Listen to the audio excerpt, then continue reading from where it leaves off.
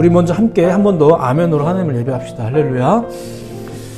네, 우리의 이 아멘의 고백이 하나님을 향한 예배와 또 찬양의 고백이 되기를 소망합니다. 오늘도 그렇게 데일리 처치를 통해 같은 말씀을 나누는 모든 예배자분들 예수님의 이름으로 환영하고 축복해드립니다. 한 번 더 우리 신앙의 고백과 또 예배의 고백을 드리겠습니다. 따라서 고백합니다. 같은 말씀과 같은 순종으로 사는 우리가 예수님의 교회입니다. 믿으시기 바랍니다. 계속해서 언약에 관한 말씀을 좀 나누고 있습니다. 자, 중요해서 계속 나누는 겁니다. 오늘날에도 중요해서. 네, 그래서 이 중요하다는 걸 먼저 강조드리고요. 그러다 보니까 당연히 이 언약에 대한 바른 이해가 또 필요한 거죠. 그 이야기를 지금 몇 주간 계속 해나가고 있는 겁니다. 지난 설교를 통해 확고하게 정리할 수 있는 것을 간단하게 소개해드리자면 이런 겁니다. 첫째는 우리를 향한 하나님의 언약은 폐지되지 않았다는 거예요. 이 언약과 율법을 같은 것으로 여기는 이런 발상 때문에 우리가 좀 오해를 좀 하고 있는데, 율법은 폐하여진 게 맞아요. 그런데 언약은 폐하여지지 않았습니다. 그리고 이걸 제대로만 이해한다면 알 텐데 언약은 폐하여지면 안 됩니다. 자, 그리고 이 언약이라는 게 성경 이야기의 그 초기부터 보면 뭐 돌에 새겨지는 등, 그래서 율법과 이제 같게 여겨질 만한 과정이나 이런 것들이 있었어요. 근데 훗날에는 그것이 이제 갱신이 된 거죠. 그것이 신약 이후, 예수님 이후의 그 언약에 대한 이해입니다. 무언가를 지켜야 한다는 이해 방식에서 이제는 예수님이라는 한 인격을 믿으면 되는 방식으로 바뀐 거예요. 이게 갱신인 거예요. 그리고 이걸 우리가 새 언약이라고 하죠. 이게 두 번째. 우리는 지금 갱신된 언약을 가지고 있는 거예요. 갱신은 지난주에 말씀드렸지만 뭐 조항이 몇 가지 바뀌고 하는 이런 게 아닙니다. 이 역시도 언약을 율법과 같은 것으로 이제 여길 때 나오는 이제 생각이죠. 그러니까 언약이 갱신되었다는 것은 그 형식 자체가 아예 다 바뀌었다는 얘기입니다. 근데 내용은 그대로인 거예요. 내용은 그대로인 거. 그 내용이 하나님이 우리에게 주신 약속이죠. 안 바뀌었어요. 안 바뀌어야 돼요. 그리고 사실은 언약이 이런 것이다 보니까 오늘날 우리가 언약에 대한 바른 이해가 필요하다는 이야기를 또 이제 드리는 거죠. 그리고 결국 그것이 우리가 예수님을 순전하게 주목하는 활력이 되기 때문에 그렇습니다. 그냥 예수님 믿어 이러면 왜? 바로 이렇게 하는데 그게 아니죠. 언약에 대한 바른 이해를 가지고 있다면, 이게 어느 시점에서부터의 이야기가 아니라 역사적 시점에서 등장한 한 인물을 우리가 숭배하자는 얘기가 아니라는 것을 이제 알 수 있기 때문에 이런 설명들이 필요한 겁니다. 자, 오늘 소개해 드리려는 것은 이것도 굉장히 초기의 이야기인데 나름 꽤 흥미로운 이야기일 거라 생각합니다. 언약에 대한 이해가 어떻게 초기에 변모했는지에 대한 한 부분이거든요. 그냥 잘 들어보시면 될 것 같습니다. 자, 언약은 계속 말씀드리지만 쉽게 말씀드리면, 최대한 쉽게 보자면 하나님과 우리와 맺은 약속을 말합니다. 좀 일방적인 거긴 하지만 그러한 약속이 처음 등장한 게 창세기 1장 28절이에요. 지난주에 읽어드렸지만 다시 한번 들어보세요. 하나님이 그들에게 복을 주시며 하나님이 그들에게 이르시되 생육하고 번성하여 땅에 충만하라, 땅을 정복하라, 바다의 물고기와 하늘의 새와 땅에 움직이는 모든 생물을 다스리라, 뭐 이런 얘기가 있었어요. 인간 창조 이후에 하신 말씀인데 인간에게 주신 약속의 말씀이자 명령이죠. 그런데 뭐 지난주에 말씀드렸지만 사실 생육하고 번성하여 땅에 충만하라라는 이 명령은 인간에게만 한 건 아니고 오히려 인간이 창조되기 전 모든 생명체에게 줬던 거예요. 그러니까 모든 생명체는 본질상, 특징상 생육하고 번성하고 땅에 충만할 수 있는 그런 은혜를 입고 살아가죠. 생명은 그렇습니다. 그런데 거기에다가 어떤 권한과 사명을 더해서 인간에게 또 말씀해 주신 거예요. 그리고 어차피 그 하나님의 뜻을 알아듣는 것도 인간밖에 없으니까 그 인간에게 하나님께서 그런 약속을 주시죠. 근데 이 구절에는 사실 언약이라는 말이 등장하지 않습니다. 다만 어떤 약속이 맺어졌다는 것을 지금 보여주는 건데, 이걸 가지고, 더구나 일방적으로, 근데 이걸 가지고 신약 해석자들은, 성경 해석자들은 이제 이것이 언약의 증거다, 시초다, 뭐 이런 식으로 설명하는 거죠. 이러한 형태가, 그냥 약속으로서의 형태가 노아 시절까지 이어져요. 노아 시절까지. 그리고 노아의 홍수 사건 이후에 처음으로 언약이라는 단어도, 그러니까 우리 한글 성경만 봐도 언약이라는 단어가 그때 처음 등장합니다. 저희가 몇 주 전에 했던 그 무지개 언약 이야기들이 그 내용이에요. 그러니까 정리하자면은 그동안에는 이 노아의 시절에 언약이라는 단어가 처음 등장하기 전까지는 그냥 말로 존재하는 약속이에요. 말로만. 그러니까 하나님이 때를 따라서 등장해서 또 말하고 이렇게 하는 거죠. 이런 형태의 약속에 어떤 변화가 이제 생기기 시작한 거, 이게 바로 이제 오늘 소개하려는 아브람 때입니다. 오늘 그 얘기를 잠깐 보는 거예요. 노아의 홍수 사건 아시죠? 근데 그 이후에 보면요, 족보를 소개하듯이 그냥 누가 누구를 낳고 요 얘기만 좀 이렇게 등장합니다. 짧게 등장해요. 그리고 나서 끝에 아브람이라는 인물이 등장하는 거예요. 좀 더 정확히 얘기하자면 그렇게 한 번에 쭉 내려가기 전에 쭉 내려가다가 중간에 그의 형제 욕단이 이러면서 잠깐 빠져나가서 이렇게 또 이 계보가 소개되다가 여기서 바벨탑 이야기가 등장합니다. 이제 이렇게. 근데 어쨌거나 아브라함이라는 사람의 이야기가 이제 이어진 건데, 아브라함이 어디 사람이죠? 갈대아 우르 사람입니다. 우르 사람. 그러니까 결과적으로는 노아로부터 이 아브라함 때까지, 아브라함이 그 노아의 아들이었던 셈의 후손으로서 노아의 10대 손입니다. 그냥 거두절미하고 엄청난 시간이 있었어요. 사실은 중간에 꽤 긴 시간이 흘렀는데, 꽤 오랜 시간이 지나서 이 아브라함이 등장했는데 바로 그 사이에 바벨탑 사건이 있었죠. 바벨탑 사건 아시죠? 어디선가 들어는 보셨죠? 워낙 이상하게 변형된 이야기도 많지만, 쉽게 말해서 인간이 스스로의 결속을 다지면서 스스로의 결속을 위해서 엄청난 건축을 시도했던 이야기입니다. 건축을 시도했던. 거대 문명을 이루어서 우리도 신노릇 하면서 살아보자. 이게 그 바벨탑 사건의 이제 의미입니다. 그 바벨탑 사건이 있었던 곳이 시날 평지라는 곳이에요. 시날 평지가 티그리스 강하고 유프라테스 강 사이에 메소포타미아라는 곳이 있었는데, 메소포타미아의 남부, 요 아래쪽에, 그러니까 유프라테스 강 근처에 있겠죠. 여기 지역입니다. 그리고 여기에서 조금 또 이렇게 아래가, 거기가 우르예요. 가까워요. 그 주변으로 바벨론, 우르크, 우르 이런 고대 도시들이 있었습니다. 자, 근데 공교롭게도 그 성경의 이야기가 아니라 일반 역사의 설명에 따르면 그 메소포타미아의 남부 지역이, 그러니까 바벨탑 사건이 벌어진 곳이죠. 거기가 이제 수메르 문명이 발생됩니다. 수메르라고 들어봤잖아요. 신화로서 더 유명한데 그 지역이에요.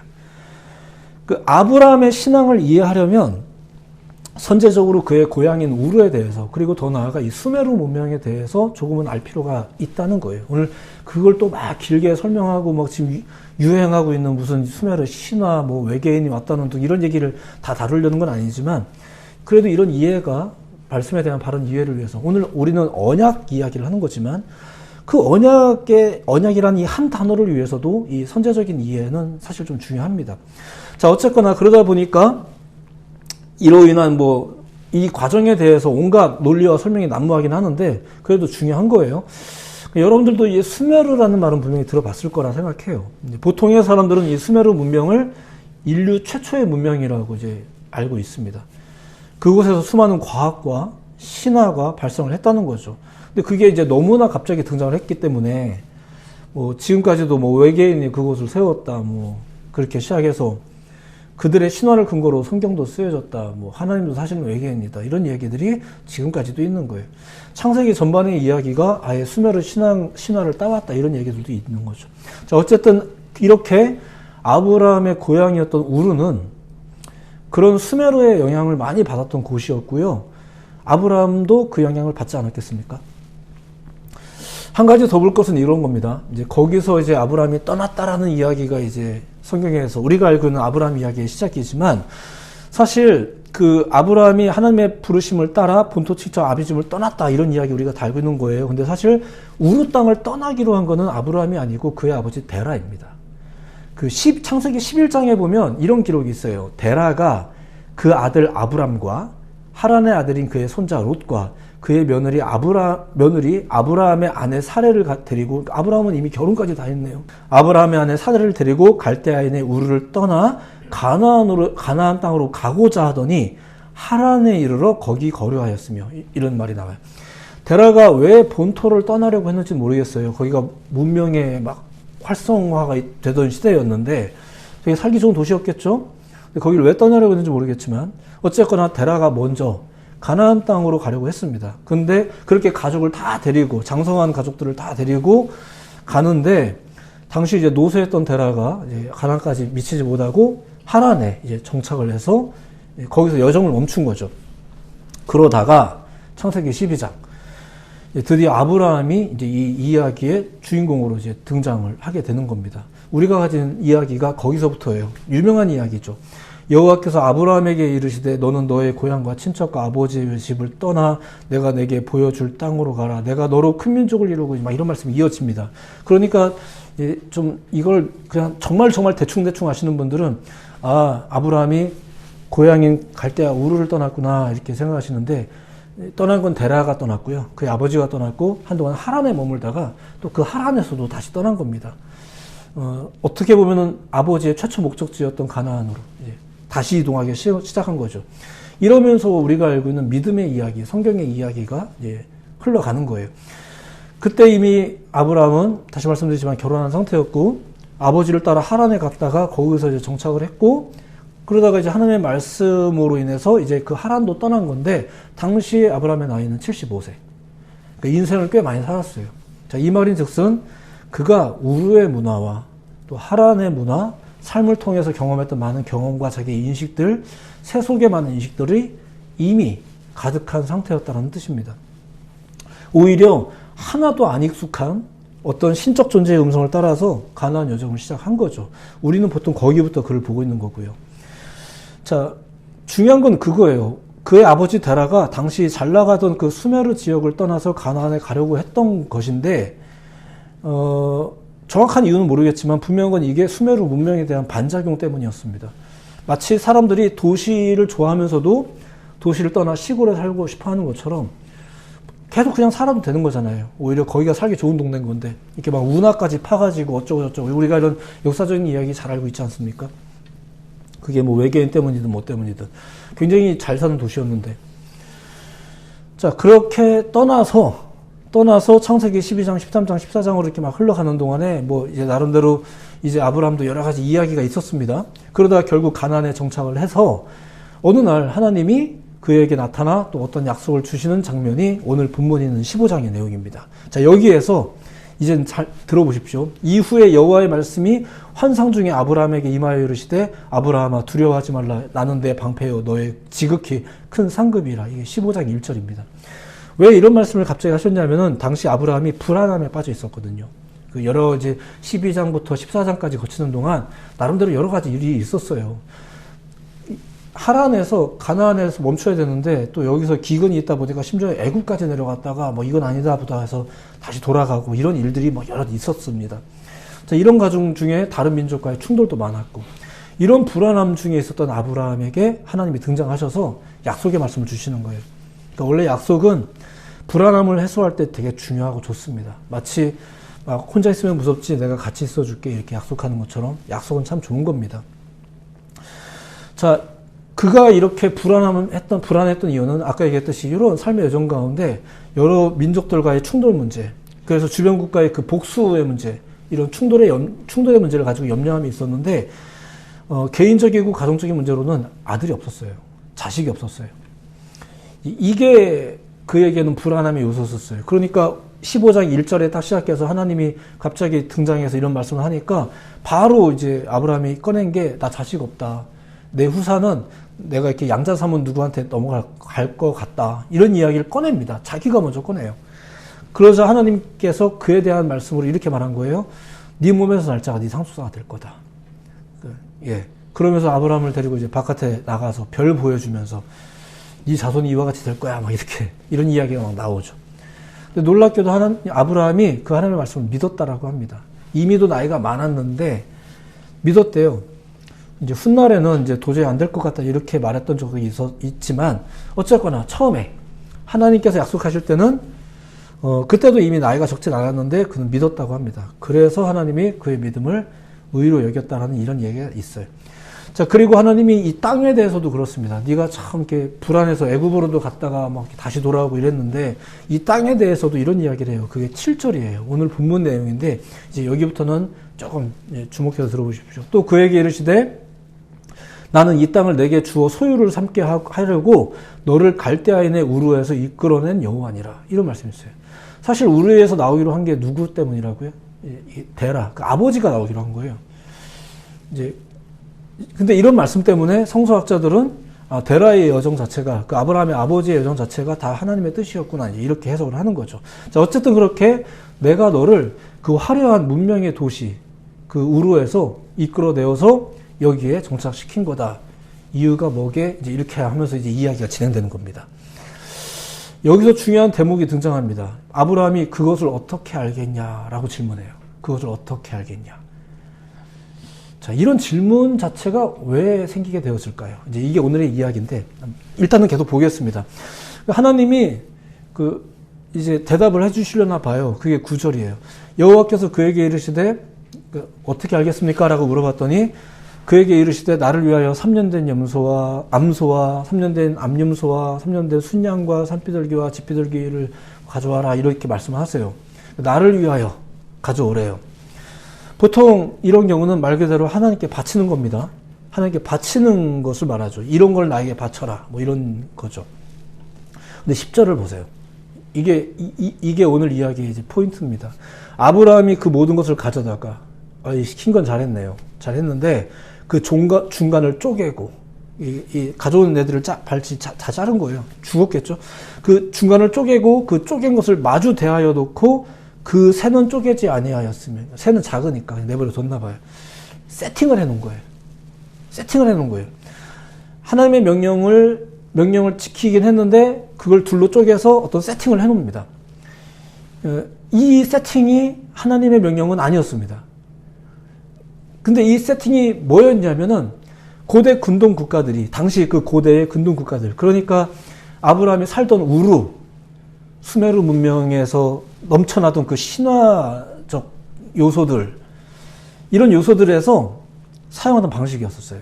언약이나, 그러니까 어떻게 알겠습니까? 라는 질문에 대해서 하나님께서 주신 조치가 있는데, 이 조치를 어떻게 내가 받아들이냐면은, 언약이나 동맹을 체결한 후 그 약속을 내가 믿는 거예요.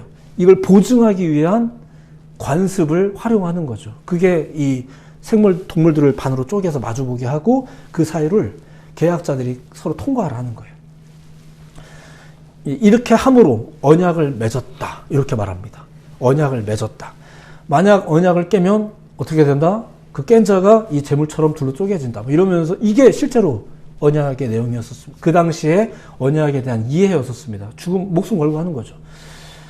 이 의미를 가진 약속이 언약을 맺는다라는 거예요. 약속이 중요하다라고 우리가 다 알고 있잖아요. 당시에는 목숨 걸고 지켰어요. 이게 이렇게 해서 언약을 맺었어요.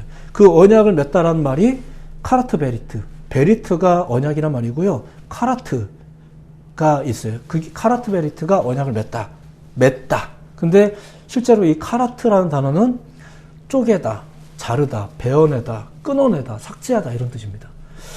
목숨 걸고 잘라내는 거, 끊어내는 거, 아닌 건 아닌 거고, 지켜야 될 건 지켜야 되는 거고, 그렇게 잘려진 거 사이로 계약을 맺은 사람들이 같이 통과를 함으로써 언약을 맺었다. 이렇게 말하는 거예요.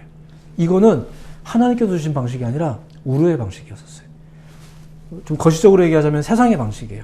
나의 방식이에요. 내가 생각하는 방식이에요. 이것을 차용한 거죠. 차용해서 하나님께서 주시는 말씀, 그동안 주로 말로만 했으니까 이 말씀을 새기기로 한 거예요. 바로 아브라함이 익숙했던 수메르 문명의 우르 땅, 중간에 잠깐 머물렀던 하란 땅, 뭐 이런 과거에 익숙했던 문화를 차용해서 우리도 그렇잖아요. 뭔가 결정을 할 때 모르는 걸 결정하는 게 아니라 우리가 아는 방식들을 차용해서 결정을 해요. 예. 근데 뭐 극단적으로 얘기하자면 그걸 하나님께서 명령하시진 않았어요.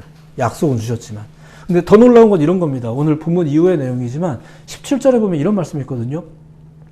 해가 져서 어두울 때 연기 나는 화로가 보이며 타는 횃불이 쪼갠 고기 사이로 지나더라. 이런 말씀이 나와요. 타는 횃불은 전통적으로 하나님의 임재, 하나님을 뜻합니다.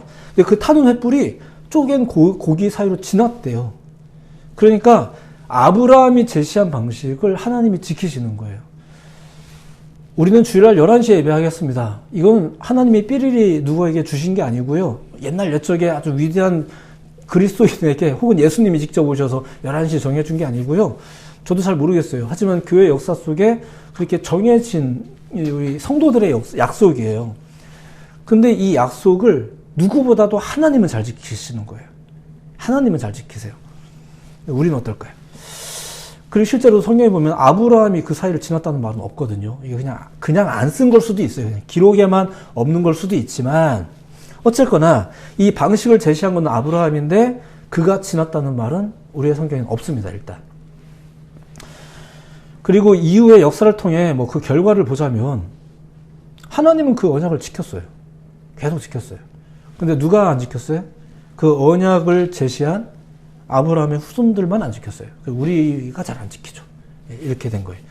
일방적으로 약속을 주신 건 하나님이지만 그것을 하나의 형식으로 삼은 것은 아브라함이에요. 이제 오늘날도 마찬가지죠. 어떤 은혜를 깨달아요. 우리도 어떤 마음의 결단이 일어나요. 그러면은 이렇게 예배해야겠다. 저렇게 선교해야겠다. 이렇게 살아야겠다. 이런 믿음의 형식을 우리는 삼죠. 우리가 만들어요. 우리가 원래 살던 삶의 방식으로 우리의 방식, 애굽의 방식, 합리적이고 과학적인 방식 다 가져다가 우리가 만들어요. 이것도 벌써 꽤 이후의 이야기지만 한참 이후에 애굽에서 탈출하는 것도 애굽에서 나오게 하신 것도 하나님이 그 애굽에서 종살이를 하면서도 익숙해져 버린 것들 그거 벗어버리게 하려고 나오게 한 거잖아요. 근데 문제는 그걸 누가 제일 안 지키냐. 이 방식을 만들어낸 사람이 제일 안 지켰다. 뭐 이런 거죠. 이렇게 언약을 깬 자들이 우리예요. 우리 인류예요. 그 언약 파기의 결과로서 둘로 쪼개져 죽어야 되는데, 근데 누가 그 깨진 언약의 책임을 졌냐라는 거죠. 여기부터가 이제 우리가 아는 그 복음의 내용으로 들어가요. 하나님의 독생자이신 예수 그리스도가 십자가에 대신 못 박혀 죽으심으로 대신 갚는 것. 이게 구속의 역사라고 합니다.